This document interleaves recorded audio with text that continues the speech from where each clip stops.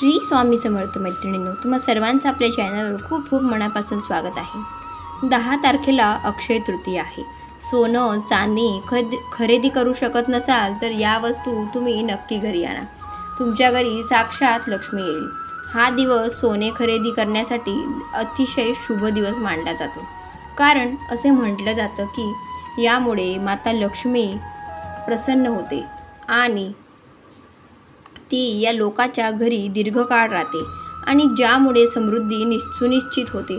परंतु त्याच वेळी हे देखील खरं आहे की अक्षय तृतीयेच्या दिवशी प्रत्येक जण कमकुवत आर्थिक स्थितीमुळे किंवा कदाचित इतर कोणत्याही कारणामुळे सोने किंवा चांदी खरेदी करू शकत नाही। अशा परिस्थितीत ही लोक अक्षय तृतीयेला कोणकोणत्या शुभ वस्तू खरेदी करू शकतात ते आता आपण जाणून घेऊया, ज्यामुळे सोनं चांदी खरेदी करण्यासारखंच शुभ परिणाम आपल्याला मिळतील।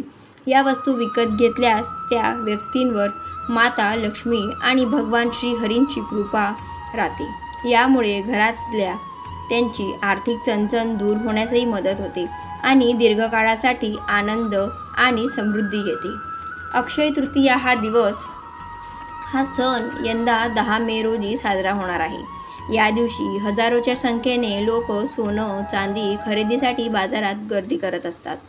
यावर्षी अक्षय तृतीयेच्या दिवशी रोहिणी नक्षत्रासोबतच सुकर्म योगही तयार होणार आहे, जो अत्यंत शुभ मानला आहे। ज्यामुळे अक्षय तृतीयेला तुम्ही सोनं चांदी खरेदी करू शकत नसाल तर अशाच प्रकारचे आशीर्वाद मिळवण्यासाठी तुम्ही मी वस्तू सांगत आहे त्या नक्कीच खरेदी कराव्यात।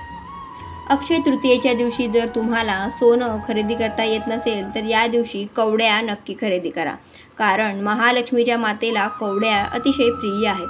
11 कवड्या घेऊन त्यांची पूजा करा, त्यामुळे तुमच्यावर माता महालक्ष्मीची कृपा अखंड प्राप्त होईल। त्यानंतर एकाक्षी नारळाला लक्ष्मीचं रूप मानलं जातं। मान्यतेनुसार ज्या लोकांकडे एकाक्षी नारळ असेल त्यांच्यावर लक्ष्मीची कृपा नेहमीच सदैव राहते।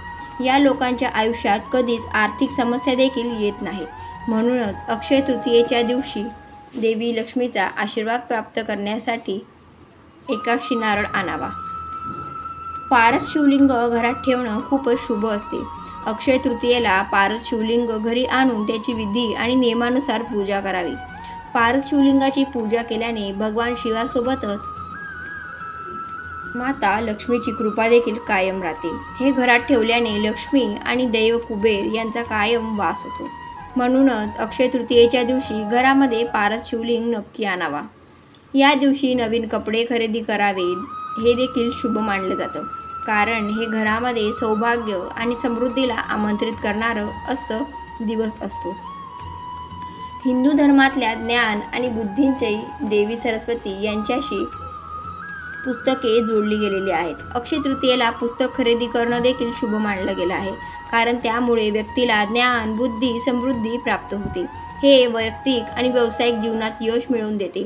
असं मानलं जातं की शेअर बाजारात गुंतवणूक करण्यासाठी अक्षय तृतीया हा सर्वोत्तम काळ आहे। अनेक लोक अक्षय तृतीयाला शेअर्स आणि म्युच्युअल फंडासोबतच गुंतवणूक करण्याचा विचार करत असतात, कारण या दिवशी केलेल्या गुंतवणुकीस दीर्घकाळात सकारात्मक परतावा देत असते। त्याचबरोबर अक्षय तृतीया हा ट्रॅक्टर किंवा इतर शेतीची यंत्रसामग्रीची गुंतवणूक करण्यासाठी देखील एक शुभ असा दिवस मानला आहे। शेतकरी या दिवशी नवीन उपकरणे खरेदी करण्याचा विचार करू शकतात, कारण ती चांगले पीक आणि समृद्धी आणते।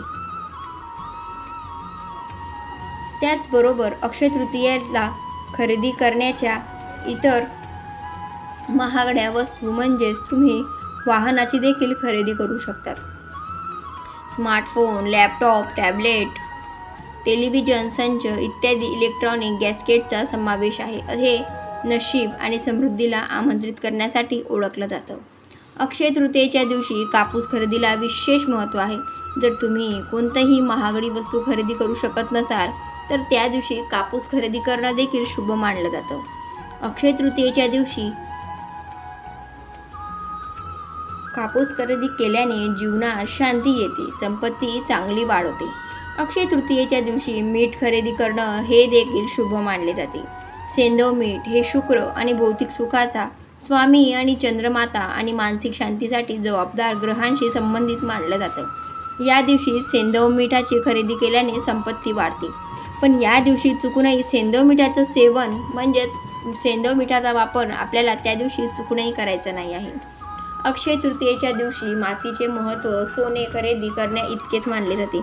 जर तुम्हाला सोनं चांदी खरेदी करणं शक्य नसेल तर तुम्ही या दिवशी मातीचे एखादे भांडे, घागर किंवा इत्यादी वस्तू घरी आणणं हे देखील शुभ मानलं जातं। असं केल्याने तुमची संपत्ती वाढते आणि तुमच्या कुटुंबातील सदस्यांचीही प्रगती होते। पूर्वीच्या काळी अक्षय तृतीयाला घागर प्रत्येकाच्या घरी आणली जायची, ते देखील एक शुभ मानलं जायचं। अक्षय तृतीयेच्या दिवशी पितळेची भांडी खरेदी करणं देखील शुभ मानलं जातं। या दिवशी तुम्ही तांब्याची, पितळेची भांडी खरेदी करून आणू शकतात। असं केल्याने तुमच्या संपत्तीत वाढ होते। लक्ष्मी देवीच्या पूजेमध्ये पिवळी मोहरी आणि बार्ली वापरतात, त्यामुळे अक्षय तृतीयेच्या दिवशी पिवळी मोहरी किंवा जव खरेदी करणं हे देखील शुभ मानलं जातं। त्याचबरोबर अक्षय तृतीयेच्या दिवशी गाय खरेदी करणे हे देखील एक छान असा संकेत मानला जातो।